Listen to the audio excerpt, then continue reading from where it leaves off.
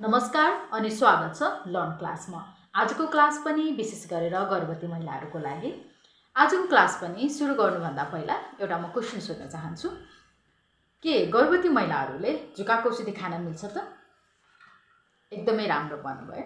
गर्भवती अवस्थामा चाहिँ जुकाको औषधि खान मिल्छ। तर यो कति हप्तामा खाने, कसरी खाने, कहिले खाने, कति डोज खाने र कति एमजीको खाने हो, आज हामी यही विषयमा कुरा गर्दैछौँ। आज पनि पहिलाको जस्तै व्हाइट बोर्डमा हेरेर आजको क्लास म स्टार्ट गर्दैछु।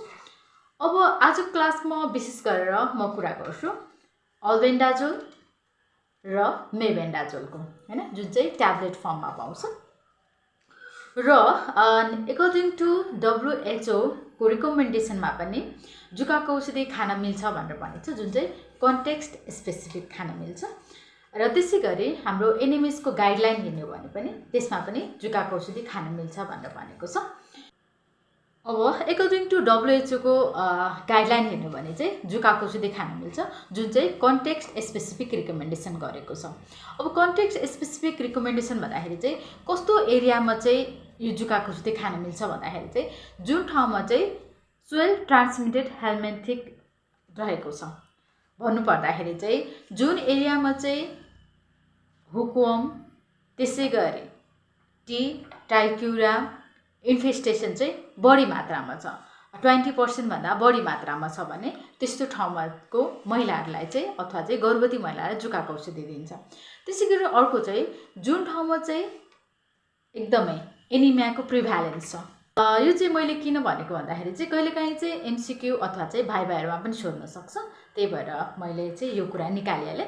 अब कुरा गर्छु, मैले आज अघि नै भने विशेष गरेर आज अल्बेन्डाजोल र मेबेन्डाजोलको कुरा गर्छौँ। कति डोजमा दिने, कति खाने, कति एमजीमा हुन्छ पाउँछ भनेर चाहिँ आज हामी कुरा गर्छौँ। जुन चाहिँ स्वास्थ्यकर्मी, एएनसीमा काम गर्नुहुने स्वास्थ्यकर्मी र मिडवाइफले पनि गर्भवती महिलाहरूलाई चाहिँ दिन सकिन्छ, है त। अब हामी सुरुमा कुरा गर्छौँ ट्याब्लेट अल्बेन्डाजोलको। यहाँ म व्हाइट बोर्डमा लेख्छु tablet अल्बेन्डाजोल 400 mg per single dose। अब हामी ट्याब्लेट अल्बेन्डाजोल जुन चाहिँ एन्टी हेल्मिन्थिक ड्रग हो, जुकाको औषधि है। अब यो चाहिँ कुन फर्ममा पाउँछ त? ट्याब्लेट फर्ममा पाइन्छ, हैन। जुन चाहिँ ड्रगको नाम भनेको चाहिँ अल्बेन्डाजोल। कति एमजीको हुन्छ त? 400 mg मा चाहिँ अभाइलेबल हुन्छ। त्यसै गरी कसरी खाइन्छ भन्दाखेरि चाहिँ पर ओरलले खाइन्छ है। म पछि पनि यसको बारेमा भन्छु। र यसलाई चाहिँ हामीले सिंगल डोज मात्रै दिन्छ। यसको भन्नुको मतलब चाहिँ प्रेग्नेन्सीभरिमा चाहिँ एकचोटि मात्रै दिन मिल्छ अथवा चाहिँ एकचोटि मात्रै लिन मिल्छ, है त। अब त्यसै गरी एउटा अर्को पनि कुरा मैले जोडिहालेँ, जुन चाहिँ तपाईँलाई यो पनि MCQ अथवा चाहिँ भाइभामा सोधिरहेको छ। यो चाहिँ प्रेग्नेन्सीको कुन क्याटेगोरीमा पर्छ भनेर पनि सोधिरहेको हुन्छ। एउटा भनेको चाहिँ दुईवटा, एउटा अस्ट्रेलियन छ, एउटा चाहिँ युनाइटेड स्टेटको छ। सुरुमा चाहिँ अस्ट्रेलियनको कुरा गरौँ। AUTGA pregnancy category. अल्बेन्डाजोल चाहिँ AU भनेको अस्ट्रेलियन थेराप्युटिक गुड्स एडमिनिस्ट्रेसन भनेर भन्छ, प्रेग्नेन्सी क्याटेगोरीको। यो चाहिँ डी क्याटेगोरीमा पर्छ। त्यसै गरी US FDA प्रेग्नेन्सी क्याटेगोरी हेर्ने हो भने चाहिँ यसमा चाहिँ नट असाइन्ड रहेको छ, जसको मतलब चाहिँ United state food and drug administration भनेर भन्छ। अर्को चाहिँ ट्याब्लेट मेबेन्डाजोल पनि दिन मिल्छ है। अब त्यसको कुरा गर्दाखेरि चाहिँ त्यो पनि ट्याब्लेट फर्ममै हुन्छ। ट्याब्लेट मेबेन्डाजोल जुन चाहिँ 500 mg मा पाउँछ, त्यो पनि हामीले पर ओरल नै खान्छौँ, हैन। अब यो पनि सिंगल डोज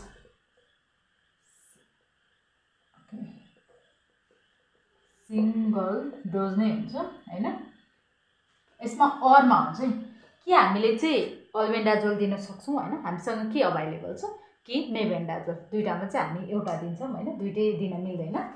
यसको पनि हामीले हेर्ने भने चाहिँ यो ट्याब्लेट फर्ममै पाउँछ है त, ट्याब्लेट फर्ममै। ड्रगको नेम भनेको चाहिँ अल्बेन्डाजोल। त्यसै गरी यो कति एमजीमा पाउँछ, 500 mg। यो पनि पर ओरलै हुन्छ र हामीले चाहिँ सिंगल डोज नै दिन्छौँ। यसको क्याटेगोरी हेर्ने भने चाहिँ AU-TGA प्रेग्नेन्सी क्याटेगोरीमा चाहिँ B3 मा पर्छ। त्यसै गरी US FDA प्रेग्नेन्सी क्याटेगोरी चाहिँ नट असाइन नै रहेको छ। अब मैले अघि कुरा गरेँ एकदमै इम्पोर्टेन्ट कुरा है त, अब चाहिँ बिर्सिनै नहुने कुरा। अब मैले अघि भने यो चाहिँ जुकाको औषधि त खाने हैन, तर कति हप्तामा खाने त, अथवा चाहिँ कति हप्तापछि खान सकिन्छ। जुकाको औषधि जहिले पनि फर्स्ट ट्राइमेस्टर कम्प्लिट भएपछि मात्र खान मिल्छ है त, एकदम नबिर्सिनु होला। फेरि एकचोटि रिपिट गर्छु, जुकाको औषधि चाहिँ फर्स्ट ट्राइमेस्टर कम्प्लिट भएपछि मात्रै खान मिल्छ, यानि कि सेकेन्ड अथवा चाहिँ थर्ड ट्राइमेस्टरमा चाहिँ तपाईँले जतिखेर नि जुकाको औषधि खान सक्नुहुन्छ। तर फर्स्ट ट्राइमेस्टरमा चाहिँ एकदमै है त हुँदैन, खान मिल्दैन भनेर चाहिँ जहिले पनि याद राख्नुपर्ने हुन्छ। र हेल्थ केयर प्रोभाइडरले पनि फर्स्ट ट्राइमेस्टरमा चाहिँ कहिले पनि नदिनु होला।